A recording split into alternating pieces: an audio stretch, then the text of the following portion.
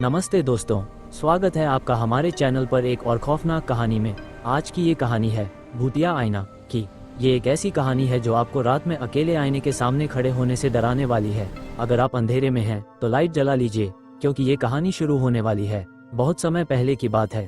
एक छोटे से शहर में राहुल नाम का लड़का रहता था। राहुल एक एंटीक शॉप में काम करता था, जहाँ पुरानी चीजें बेची जाती थीं। पुरानी घड़ियाँ, किताबें, पेंटिंग्स और आईने।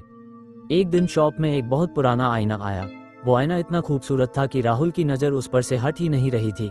उसकी फ्रेम सोने की तरह चमक रही थी और कांच बिल्कुल साफ। मालिक ने कहा, ये आईना बहुत पुराना है, 100 साल से ज्यादा। कोई नहीं खरीदता क्योंकि इसकी एक अजीब कहानी है। राहुल ने पूछा, क्या कहानी? मालिक ने डरते हुए कहा, कहते हैं इस आईने में एक औरत की आत्मा कैद है। जो भी इसे घर ले जाता है वो आईने में अपनी शक्ल की जगह उस औरत को देखता है और फिर वो औरत बाहर आ जाती है। राहुल हंस पड़ा। वो अंधविश्वास में बिल्कुल यकीन नहीं करता था। उसने मालिक से कहा, मैं इसे खरीद लूंगा, डिस्काउंट दे दीजिए। मालिक ने मना किया, लेकिन राहुल नहीं माना। आखिरकार सस्ते में वो आईना घर ले आया। घर पर राहुल ने आईने को अपनी बेडरूम की दीवार पर टांग दिया। रात हुई। वो आईने के सामने खड़ा होकर अपनी शक्ल देख रहा था।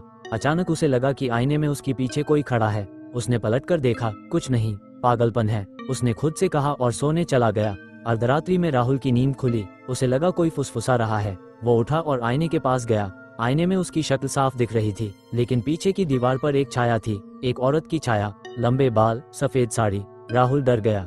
ये क्या बकवास है? वो चिल्लाया और लाइट जला दी। छाया गायब। अगली रात फिर वही। इस बार आईने में राहुल की शक्ल धुंधली हो गई और जगह पर एक औरत दिखने लगी। उसका चेहरा सफेद, आंखें काली, होठों पर खून। वो मुस्कुरा रही थी। राहुल चीखा, कौन हो तुम? आईने से आवाज आई, ठंडी, डरावनी, मैं यहाँ कैद हूँ सदियों से। तुमने मुझे आज़ाद करने का रास्ता खोल दिया। अब तुम मेरे साथ रहोगे हमेशा। राहुल भागने की कोशिश की, लेकिन दरवाजा नहीं खुला। आईने से एक हाथ बाहर निकला, ठंडा, सफेद हाथ। उसने राहुल का गला पकड़ लिया। सुबह राहुल के पड़ोसी ने दरवाजा तोड़ा। कमरे में राहुल की लाश पड़ी थी, गला दबा हुआ, लेकिन आईना गायब था। कहते हैं वो आईना आज भी कहीं घूम रहा है, किसी एंटीक शॉप में, इंतजार कर रहा है अगले शिकार का। दोस्तों, कैसी लगी ये कहानी?